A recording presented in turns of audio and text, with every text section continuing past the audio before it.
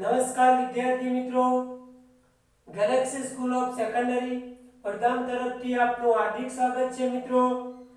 ધોરણ 10 વિષય વિજ્ઞાનની અંદર પ્રકરણ નંબર 2 એસિડ, બેઝ અને ક્ષાર વિશે આપણે અભ્યાસ કરતા હતા મિત્રો। એસિડ બેઝના ગુણધર્મોની પણ વાત કરી હતી મિત્રો। એસિડ અને બેઝ ની બનાવટની પણ વાત કરી હતી મિત્રો। સૂચકો અને સૂચકોના પ્રકારની પણ વાત કરી હતી મિત્રો। આજે આપણે એસિડ અને બેઝના રાસાયણિક ગુણધર્મોની સમજ વિશે વાત કરવી છે મિત્રો।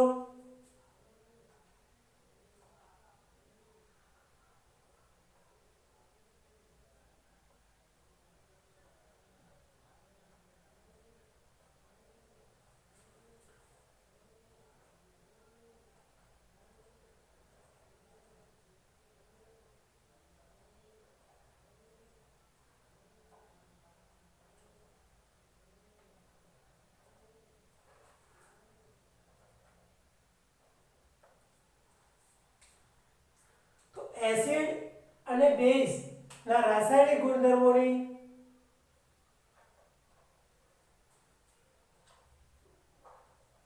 સમજ જે પ્રવૃત્તિ નંબર પુસ્તકની અંદર 2.1 આપેલી છે મિત્રો।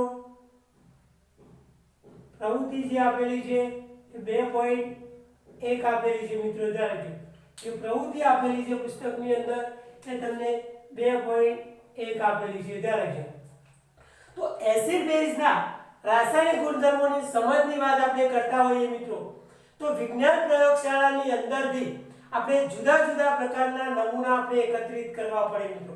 જે વિજ્ઞાન પ્રયોગશાળા કહેવાય એની અંદરથી જુદા જુદા પ્રકારના નમૂના તમારે એકત્રિત કરવા પડે। દાખલા તરીકે તમારે HCl ને એકત્રિત કરો એસિડ, તો એને હાઇડ્રોક્લોરિક એસિડ કહીએ આપણે। HCl ને આપણે શું કહીએ? Hydrochloric acid.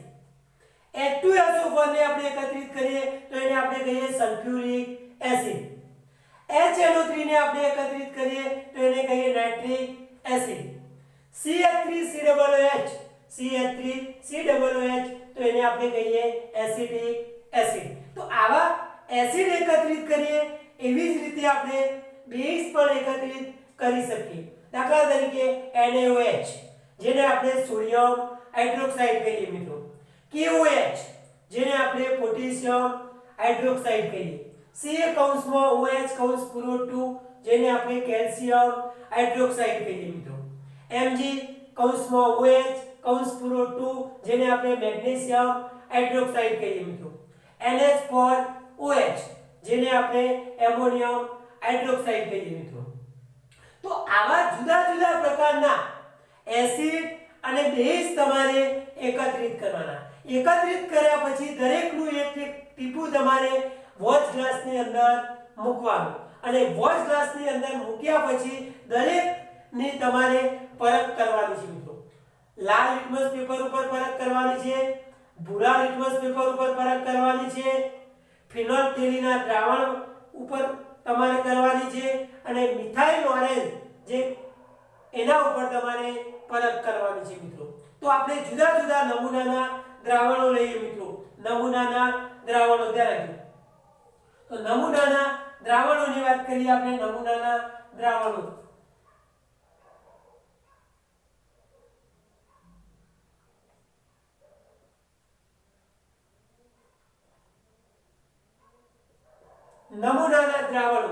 દાખલા તરીકે આપણે પહેલું નમૂનાનું દ્રાવણ લઈએ મિત્રો HCl। HCl ની વાત કરીએ મિત્રો। HCl જેને આપણે હાઇડ્રોક્લોરિક એસિડ કહીએ મિત્રો। નામ લખવું હોય તો કૌંસમાં આપણે લખી શકીએ મિત્રો। જેને આપણે શું કહીએ છીએ? Hydrochloric acid. તો આપણે નામ લખી શકીએ મિત્રો હાઇડ્રોક્લોરિક એસિડ। હાઇડ્રોક્લોરિક એસિડ જેને આપણે નામ લખવું હોય તો લખી શકીએ મિત્રો હાઇડ્રોક્લોરિક એસિડ એવું નામ આપણે આપી શકીએ છીએ। ત્યારે એસિડ। તો આવા નમૂનાના દ્રાવણની અંદર જુદા જુદા પ્રકારના નમૂનાના દ્રાવણો તમારે લેવાના છે મિત્રો। ધ્યાન રાખજો। બીજું તમારે લેવાનું છે એક્ઝામ્પલ તરીકે આપણે જોઈએ આવા 4 લેવાના છે.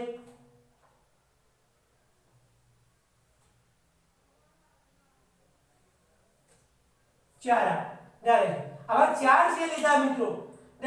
નમૂનાના દ્રાવણની અંદર એક તમારે લેવાનું છે લાલ લિટમસ દ્રાવણ લેવાનું છે મિત્રો. લાલ લિટમસ દ્રાવણ તો આપણે નામ લખેલું લાલ લિટમસ દ્રાવણ, લાલ લિટમસ પેપર દ્રાવણ.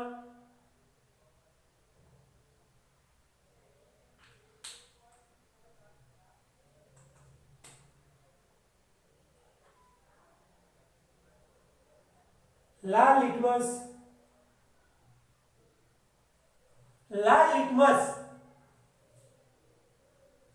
પેપર, લાલ લિટમસ પેપર લીધું આપણે. પછી ભૂરું લિટમસ પેપર આપણે લઈએ. ભૂરું લિટમસ પેપર.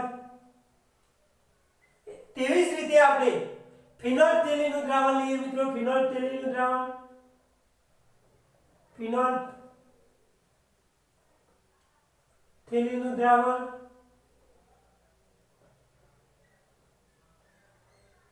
અને છેલ્લું આપણે મિથાઇલ ઓરેન્જનું દ્રાવણ લઈએ મિત્રો. મિથાઇલ ઓરેન્જ,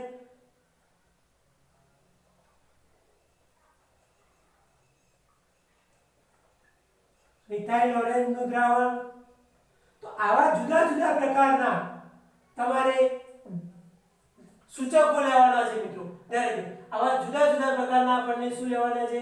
સૂચકો લેવાના છે મિત્રો. ત્યારે જો આવા જુદા જુદા પ્રકારના આપણે શું લેવાના છે? સૂચકો લેવાના છે. હવે આવા જુદા જુદા પ્રકારના જે સૂચકો લીધા મિત્રો, ત્યારે જો સૂચકો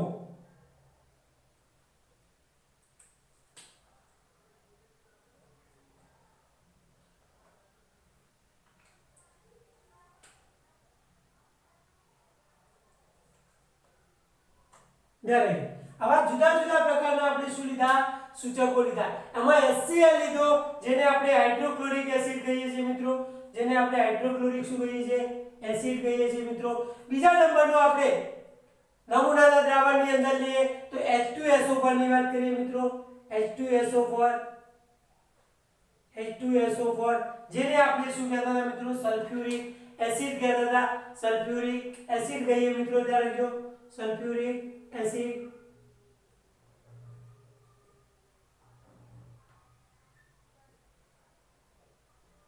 જેને આપણે સલ્ફ્યુરિક એસિડ કહીએ, જે રસાયણનો રાજા કહેવાય છે મિત્રો. ત્રીજા નંબરનો આપણે લઈએ જેને આપણે HNO3 કહીએ મિત્રો. HNO3 જેને આપણે નાઇટ્રિક એસિડ કહીએ છીએ મિત્રો. નાઇટ્રિક એસિડ ત્યારે જેને આપણે નાઇટ્રિક એસિડ કહીએ છીએ. Nitric acid. એવું જ આપણે ચોથા નંબરનું લઈએ CH3COOH, જેને આપણે એસિટિક એસિડ કહીએ છીએ મિત્રો. CH3COOH જેને આપણે એસિટિક એસિડ કહીએ છીએ મિત્રો. Acetic acid.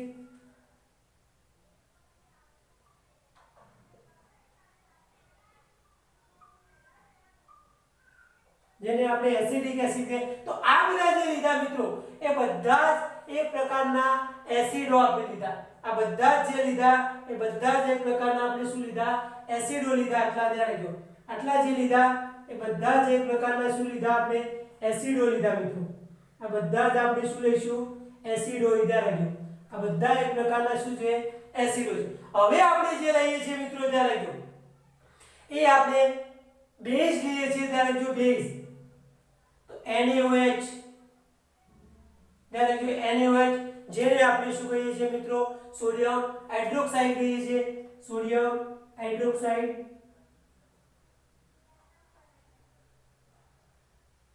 સોડિયમ હાઇડ્રોક્સાઇડ જેને આપણે શું કહીએ છીએ? Sodium hydroxide.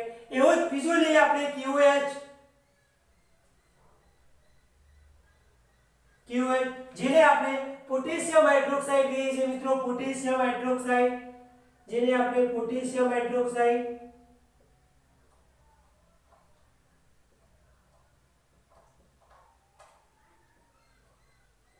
જેને આપણે પોટેશિયમ હાઇડ્રોક્સાઇડ કહીએ છીએ, એવો જ આપણે ધ્યાન રાખજો,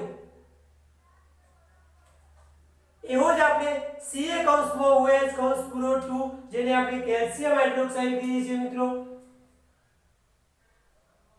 Ca કૌંસમાં OH કૌંસ પૂરો 2 તો એને આપણે કેલ્શિયમ હાઇડ્રોક્સાઇડ કહીએ છીએ મિત્રો, કેલ્શિયમ હાઇડ્રોક્સાઇડ.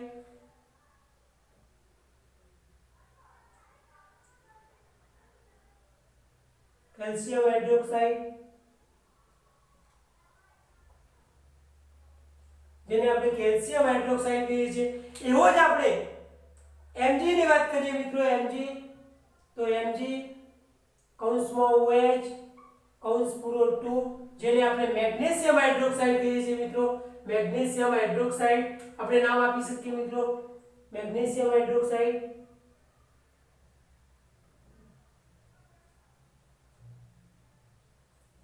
હાઇડ્રોક્સાઇડ જેને આપણે મેગ્નેશિયમ હાઇડ્રોક્સાઇડ કહીએ છીએ મિત્રો, એવો જ આપણે વાત કરીએ મિત્રો NH4OH,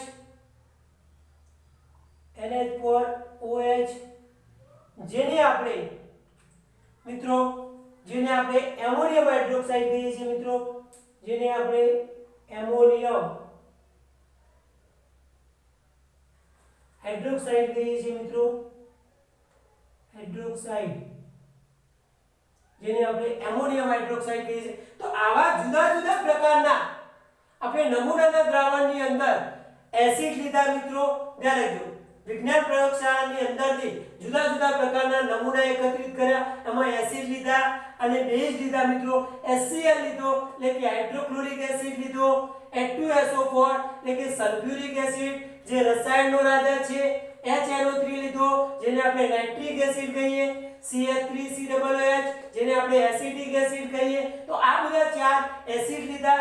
એવી જ રીતે આપણે બેઝ લીધા, NaOH જેને આપણે સોડિયમ હાઇડ્રોક્સાઇડ કહીએ, KOH જેને આપણે પોટેશિયમ હાઇડ્રોક્સાઇડ કહીએ, Ca કૌંસમાં OH કૌંસ પૂરો 2 જેને આપણે કેલ્શિયમ હાઇડ્રોક્સાઇડ કહીએ, Mg કૌંસમાં OH કૌંસ પૂરો 2 જેને આપણે મેગ્નેશિયમ હાઇડ્રોક્સાઇડ કહીએ અને NH4OH જેને આપણે એમોનિયમ હાઇડ્રોક્સાઇડ કહીએ. તો આવા પ્રકારના એસિડ અને બેઝ લીધા. આ એસિડ અને બેઝ લીધા પછી વિજ્ઞાન પ્રયોગશાળામાંથી લીધા પછી દરેકનું એક એક ટીપું તમારે વોચ ગ્લાસ એટલે કે કાચનો એક વોચ ગ્લાસ આવે, એ વોચ ગ્લાસ ઉપર તમારે ટીપું મૂકવાનું અને દરેકનું ટીપું એક એક વોચ ગ્લાસ ઉપર મૂક્યા પછી તમારે લાલ લિટમસ પેપર, ભૂરું લિટમસ પેપર, ફિનોલ્ફથેલિનનું દ્રાવણ અને મિથાઇલ ઓરેન્જના દ્રાવણ, આ બધા જે સૂચકો છે મિત્રો, એ સૂચકો વડે તમારે શું કરવાનું છે, એની પરખ કરવાની છે. એની શું કરવાની છે? પરખ કરવાની છે. તો આની અંદર લાલ લિટમસ પેપર તમે મૂકો, આ ચાર જે એસિડ આપેલા છે એની અંદર લાલ લિટમસ પેપર મૂકો તો એની અંદર કોઈ પ્રકારનું રંગ પરિવર્તન કરી શકાતું નથી મિત્રો. તો આપણે લખી શકીએ મિત્રો, રંગ પરિવર્તન થતું નથી મિત્રો, રંગ પરિવર્તન થતું નથી મિત્રો. આ દરેકની અંદર આપણે જોઈએ જેટલા એસિડ એ એસિડની અંદર આપણે રંગ પરિવર્તન કરવું હોય તો રંગ પરિવર્તન આપણે કરી શકતા નથી મિત્રો. આ જે બેઝ આપેલા છે મિત્રો, એ બેઝની અંદર જો લાલ લિટમસ પેપર નું ટીપું નાખવામાં આવે તો એ લાલ લિટમસ પેપરને શું બનાવે છે? ભૂરું બનાવે છે. લાલ લિટમસ પેપરને શું બનાવે છે? ભૂરું બનાવે છે. જે બેઝના ગુણધર્મો આપણે કહેતા હતા એટલે ભૂરું બનાવે છે. આ શું બનાવે છે? ભૂરું બનાવે છે. આ શું બનાવે છે મિત્રો? ભૂરું બનાવતા તમને જોવા મળી છે. ભૂરું બનાવે. આ બધાની અંદર એ ભૂરું બનાવતા જોવા મળે મિત્રો. બધા બેઝની અંદર એ લાલ લિટમસ પેપરને ભૂરું બનાવે છે. તેવી જ રીતે આપણે ભૂરું લિટમસ પેપર જોઈએ તો એસિડના ગુણધર્મોમાં આપણે જોતા હતા ભૂરા લિટમસ પેપરને તે લાલ બનાવે છે. ભૂરા લિટમસ પેપરને શું બનાવે છે? લાલ બનાવે છે. તો આપણે લખી શકીએ ભૂરા લિટમસ પેપરને શું બનાવતા હતા? બધા એસિડો લાલ બનાવતા હતા. તો આપણે લખી શકીએ લાલ બનાવે. શું બનાવે? આ બધાની અંદર આપણે જોઈએ લાલ બનાવતા આપણને જોવા મળતા હતા. પણ બેઝની અંદર આપણે જોઈએ બેઝની અંદર ભૂરું લિટમસ પેપર મૂકીએ તો એની અંદર કોઈ પ્રકારનું પરિવર્તન થતું નથી મિત્રો. એટલે રંગ પરિવર્તન આપણે કરી શકાતું નથી. તો આની અંદર આપણે લખી શકીએ રંગ પરિવર્તન થતું નથી મિત્રો. રંગ પરિવર્તન આપણે કરી શકતા નથી મિત્રો. તો લખી શકીએ આપણે રંગ પરિવર્તન થતું નથી મિત્રો.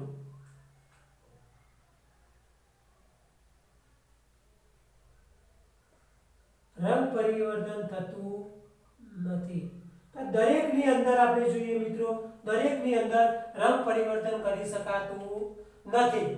તો એ ભૂરા લિટમસ પેપરની વાત કરીએ. ફિનોલ્ફથેલીનની વાત કરીએ તો ફિનોલ્ફથેલીની અંદર એસિડના એક ટીપા મૂકવામાં આવે. ફિનોલ્ફથેલીના દ્રાવણ કહેવાય. એની અંદર દ્રાવણ એસિડની અંદર જો નાખવામાં આવે તો રંગવિહીન બનતું આપણને જોવા મળે મિત્રો. શું જોવા મળે? રંગવિહીન તમને જોવા મળે. રંગવિહીન જોવા મળે. રંગ ધારણ કરતું નથી એટલે રંગવિહીન જોવા મળે. રંગવિહીન બને. શું બને? રંગવિહીન. દરેકની અંદર આપણે જોઈએ રંગવિહીન બનતું જોવા મળે છે. દરેકની અંદર શું બને? રંગવિહીન બને છે. પરંતુ આ બેઝ જે રહ્યા એ બેઝની અંદર જો નાખવામાં આવે ફિનોલ્ફથેલીનનું દ્રાવણનું ટીપું તો એ ગુલાબી રંગ બનાવે છે. શું બનાવે છે મિત્રો? ગુલાબી રંગ. તો આની અંદર આપણે જોઈએ ગુલાબી રંગ ધારણ કરશે.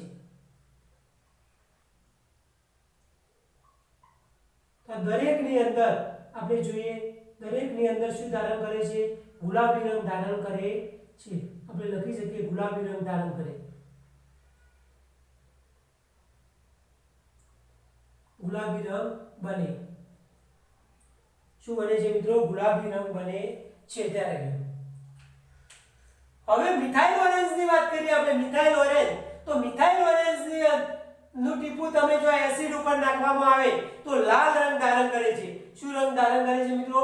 લાલ રંગ ધારણ કરે છે. તો લાલ રંગ બને.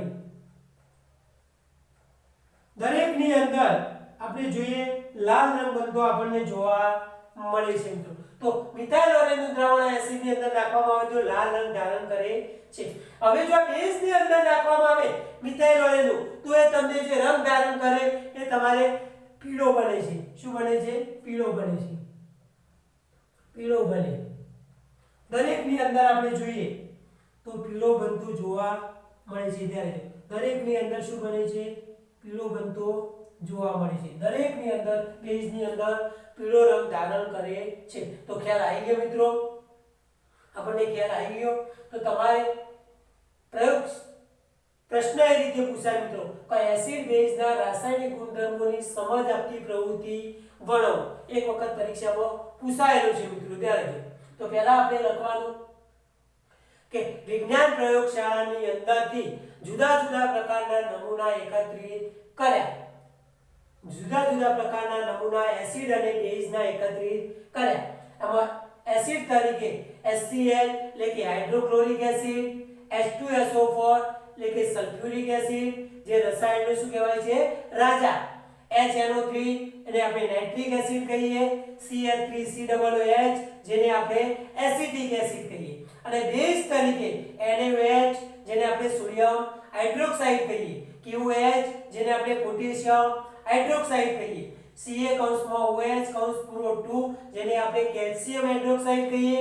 MgOH એને આપણે મેગ્નેશિયમ હાઇડ્રોક્સાઇડ કહીએ.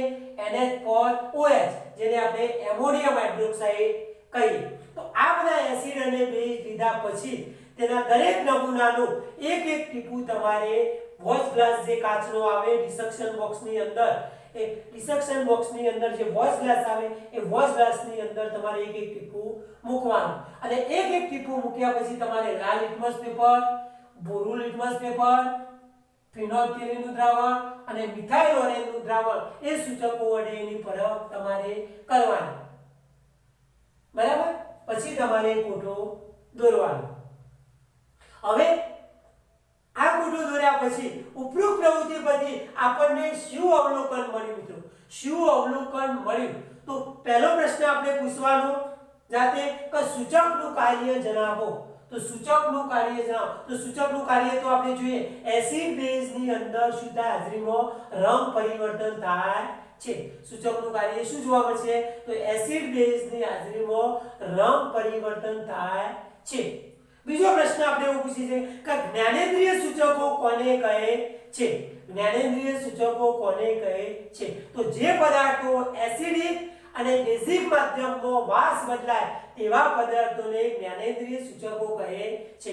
જે પદાર્થોની એસિડિક અને બેઝિક માધ્યમની અંદર વાસ બદલાય એને જ્ઞાનેન્દ્રિય સૂચકો કહે છે. બીજો એવો પણ પ્રશ્ન આપણે પૂછી શકીએ CH3COOH એસિડિક એસિડ અને NH4OH એમોનિયમ હાઇડ્રોક્સાઇડ એ કેવા પદાર્થો છે મિત્રો? તો CH3COOH જે કહેવાય ત્યારે એસિડિક એસિડ એ નિર્બળ એસિડ છે મિત્રો, અને NH4OH એમોનિયમ હાઇડ્રોક્સાઇડ એ આપણે જોઈએ તમને કેવો જોવા મળે છે? નિર્બળ બેઝ જોવા મળે છે. હવે નિર્બળ એસિડ હોય ત્યારે જો એનું પાણીમાં સંપૂર્ણપણે આયનીકરણ થતું નથી મિત્રો, અને નિર્બળ એસિડ હોય એ એસિડનું પાણીમાં સંપૂર્ણપણે આયનીકરણ થતું નથી, અને નિર્બળ બેઝ હોય એ નિર્બળ બેઝનું પણ સંપૂર્ણપણે પાણીમાં આયનીકરણ થતું નથી મિત્રો. એટલે નિર્બળ એસિડ અને નિર્બળ બેઝ જોવા મળે છે. એના વિશે પણ થોડીક આપણે અભ્યાસ કરી લઈએ મિત્રો. તો ખ્યાલ આવી ગયો મિત્રો? તો આ કોટા પછી તમારે ઉપરોક્ત પ્રવૃત્તિના આધારે કેટલાક પ્રશ્નો પૂછવાના. તો સૂચકનું કાર્ય જણાવો. તો સૂચક એ એસિડ બેઝની હાજરીમાં રંગ પરિવર્તન કરે છે. બીજો પ્રશ્ન જ્ઞાનેન્દ્રિય સૂચકો કોને કહે છે? તો જે પદાર્થો એસિડ અને બેઝના માધ્યમમાં વાસ બદલાય તે પદાર્થને જ્ઞાનેન્દ્રિય સૂચકો કહે છે. CH3COOH એટલે કે એસિડિક એસિડ અને NH4OH એ કેવા પદાર્થો છે? તો CH3COOH એસિડિક એસિડ નિર્બળ એસિડ છે, અને NH4OH એ એમોનિયમ હાઇડ્રોક્સાઇડ એ કેવો છે? નિર્બળ બેઝ છે. કારણ કે નિર્બળ એસિડનું પાણીમાં સંપૂર્ણપણે આયનીકરણ થતું નથી, તેવી રીતે નિર્બળ બેઝનું પાણીની અંદર સંપૂર્ણપણે આયનીકરણ થતું નથી. હવે નિર્બળ પ્રબળ એસિડ, પ્રબળ બેઝ અને નિર્બળ બેઝ વિશે આપણે થોડોક અભ્યાસ આના સંદર્ભમાં આપણે કરી લઈએ મિત્રો.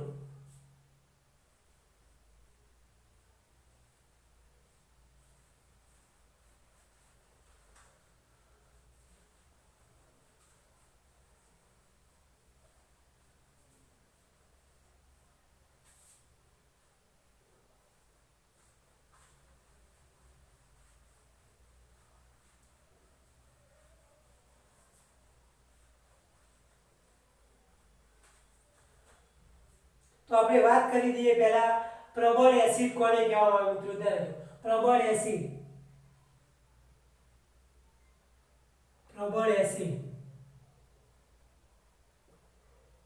તો પ્રબળ એસિડ કોને કહેવામાં આવે? તો જે એસિડને પાણીમાં ઓગાળતો મિત્રો એનું સંપૂર્ણ આયનીકરણ થાય તેને પ્રબળ એસિડ કહે છે. તો જે એસિડને આપણે જોઈએ પાણીમાં ઓગાળતો તેનું સંપૂર્ણ આયનીકરણ થતું આપણને જોવા મળે મિત્રો. જે એસિડને પાણીમાં ઓગાળતો એનું શું જોવા મળે? સંપૂર્ણ આયનીકરણ થતું જોવા મળે. તો જે એસિડને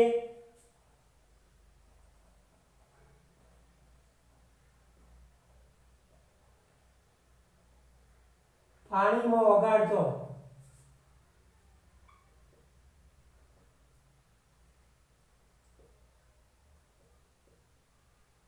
એનું સંપૂર્ણ આયનીકરણ થાય છે.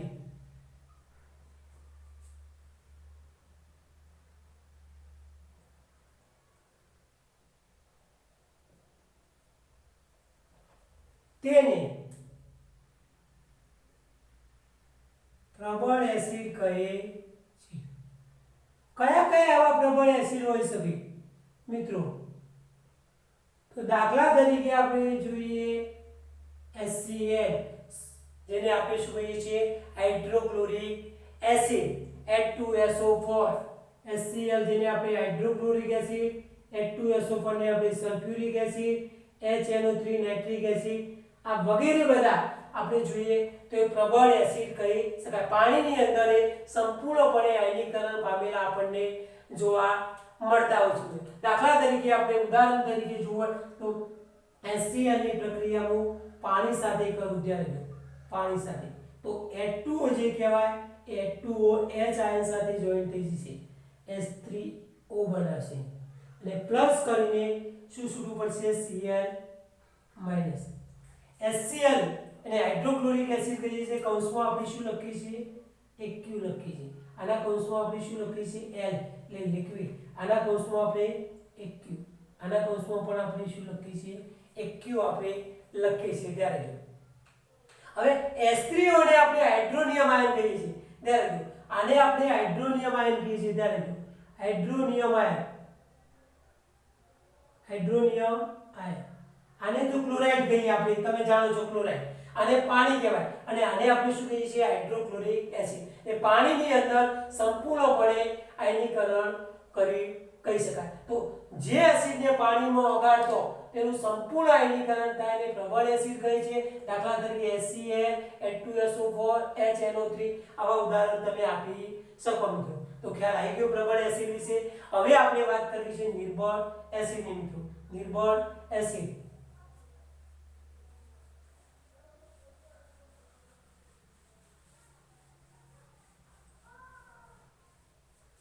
નિર્બળ એસિડની વાત કરવી છે મિત્રો નિર્બળ એસિડ ધ્યાન રાખજો નિર્બળ એસિડ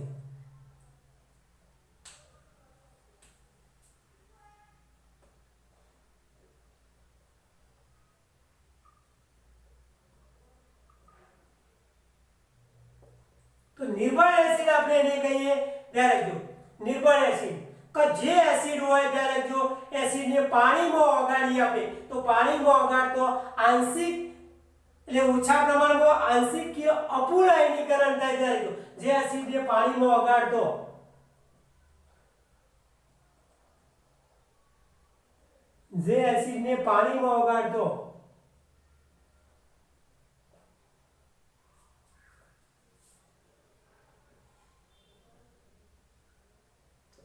તેનું આંશિક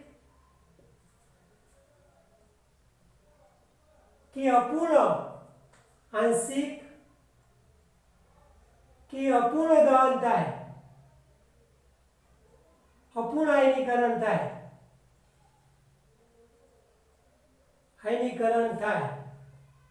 તેને નિર્બળ એસિડ કહે છે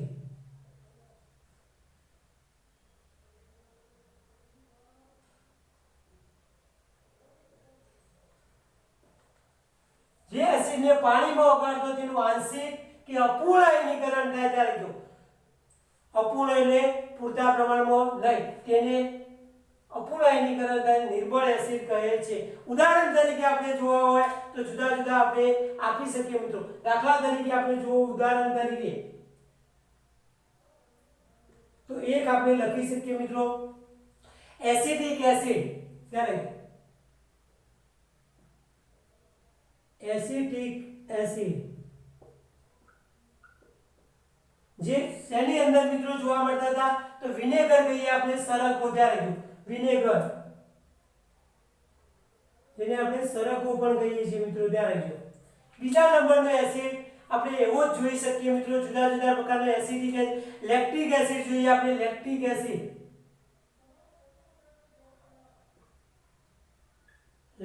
એસિડ જે આપણને દહીં અને છાશની અંદર તમને જોવા મળે મિત્રો દહીં અને છાશમાં તમને જોવા મળે ધ્યાન રાખજો દહીં અને છાશ ત્રીજા નંબરનો એવો આપણે કે સાઇટ્રિક એસિડ આપણે કહી શકીએ સાઇટ્રિક એસિડ જે લીંબુ અને નારંગીમાં જોવા મળે સાઇટ્રિક એસિડ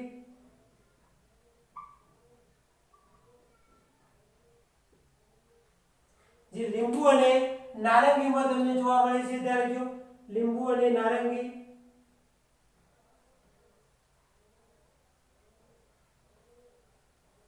એવો જ એસિડ આપણે જોઈએ જોવા મળતો હતો એવો જ લીંબુ અને ટાર્ટરિક એસિડ જોઈએ તો તમને આંબલીમાં જોવા મળતું હતું ટાર્ટરિક એસિડ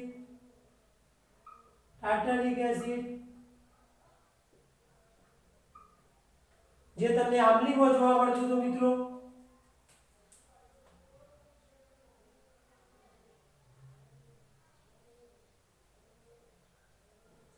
એવો જ આપણે જોઈએ ઓક્ઝેલિક એસિડ જે તમને ટોમેટામાં જોવા મળતો હતો મિત્રો ઓક્ઝેલિક એસિડ જે ટોમેટામાં જોવા મળે,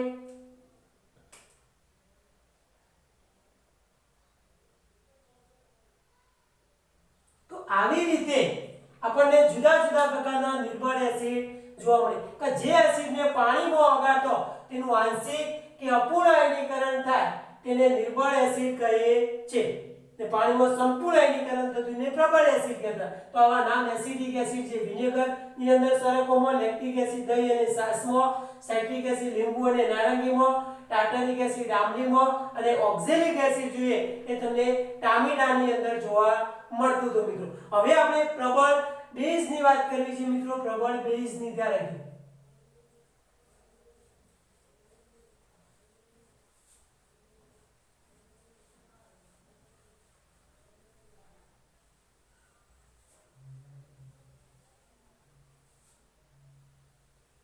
પ્રબળ બેઝની વાત કરવી છે મિત્રો. પ્રબળ બેઝની ધ્યાન રાખજો. પ્રબળ બેઝ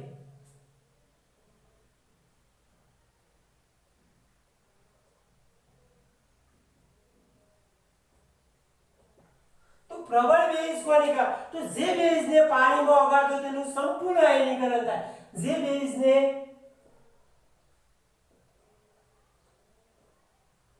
પાણીમાં ઓગાળતો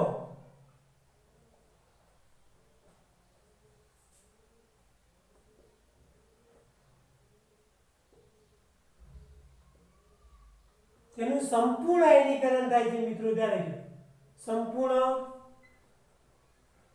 આયનીકરણ થાય છે તેને પ્રબળ બેઝ કહે છે.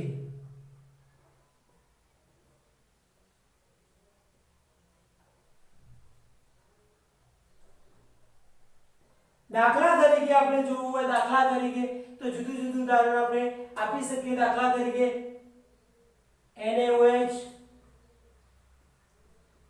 જેને આપણે સોડિયમ હાઇડ્રોક્સાઇડ કહેતા હતા, KOH જેને આપણે પોટેશિયમ હાઇડ્રોક્સાઇડ કહેતા હતા. તો ઉદાહરણ તરીકે આપણે NaOH જે કહેવાય NaOH એનું આયનીકરણ જોઈએ આપણે તો Na+ અને OH- આવી રીતે આયનીકરણ થતું જોવા મળે. એવી રીતે KOH માં પણ જોવા મળે. આવી રીતે જુદા જુદા પ્રકારના તમને જોવા મળે. NaOH, KOH, Mg(OH) magnesium hydroxide આવા બધા તમને પ્રબળ બેઝ જોવા મળે. તો જે બેઝને પાણીમાં ઓગાળતો તેનું સંપૂર્ણ આયનીકરણ થાય ને પ્રબળ બેઝ કહે છે. ઉદાહરણ તરીકે NaOH, KOH, મેગ્નેશિયમ હાઇડ્રોક્સાઇડ આ બધા આપણે લખી શકીએ. તો ખ્યાલ આવી ગયો. હવે આપણે નિર્બળ બેઝની વાત કરી દઈએ મિત્રો. નિર્બળ બેઝ નિર્બળ બેઝ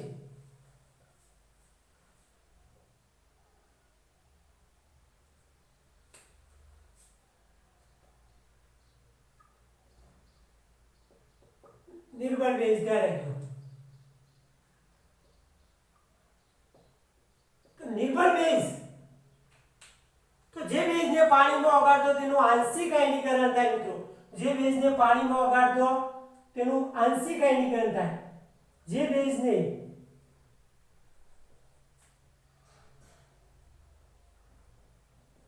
પાણીમાં ઓગાળતો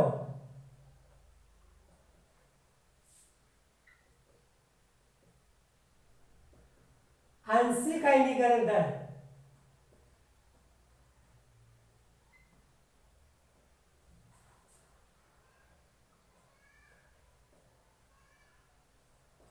તેને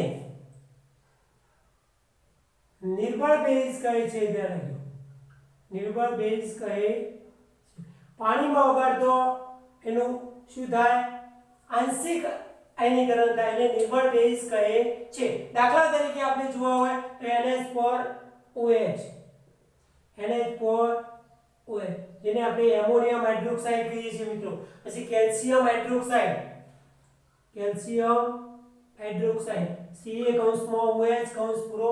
મેગ્નેશિયમ હાઇડ્રોક્સાઇડ એ પ્રબળ બેઝ છે.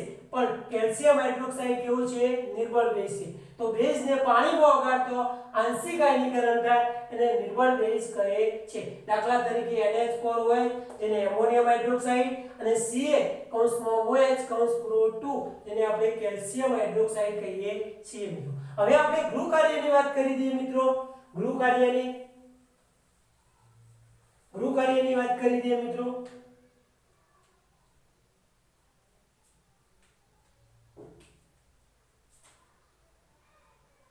ગૃહ કાર્ય પ્રશ્ન નંબર 1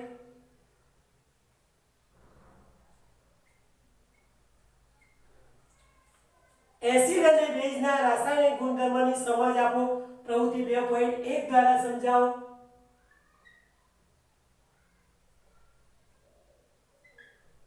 અને બેઝના રાસાયણિક ગુણધર્મોની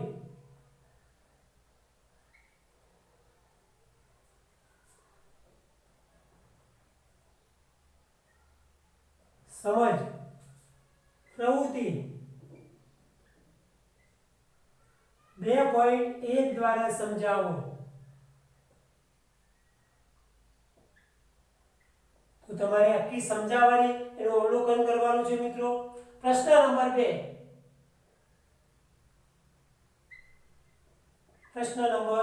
2 તો પ્રશ્ન નંબર 2 આપણે કહીએ છીએ પ્રબળ એસિડ એટલે શું તેના ઉદાહરણ આપો. પ્રબળ એસિડ એટલે શું તેના ઉદાહરણ આપો.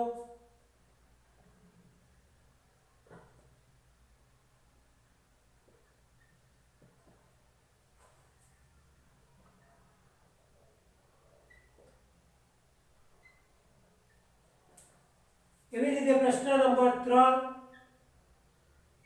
નિર્બળ એસિડ એટલે શું તેના તમારે ઉદાહરણ આપવાના છે મિત્રો. નિર્બળ એસિડ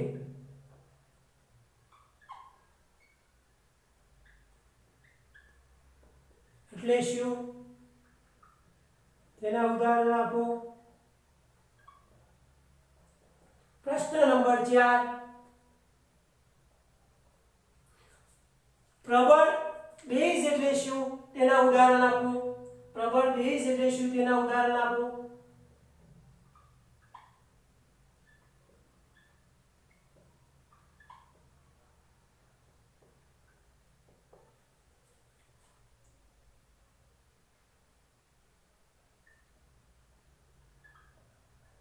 અને છેલ્લો પ્રશ્ન નિર્બળ બેઝ એટલે શું તેના ઉદાહરણ આપો. નિર્બળ બેઝ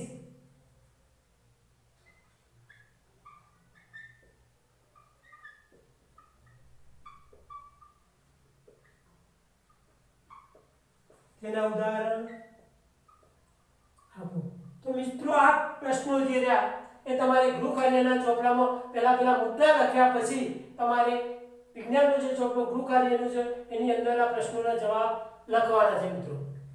અગાઉના લેક્ચરની અંદર રાખજો. હવે પછીનું જે લેક્ચર આવશે પછીના લેક્ચરની અંદર આપણે જ્ઞાનેન્દ્રિય સૂચકની મદદથી એસિડ અને બેઝની તમારે શું જોવાની છે?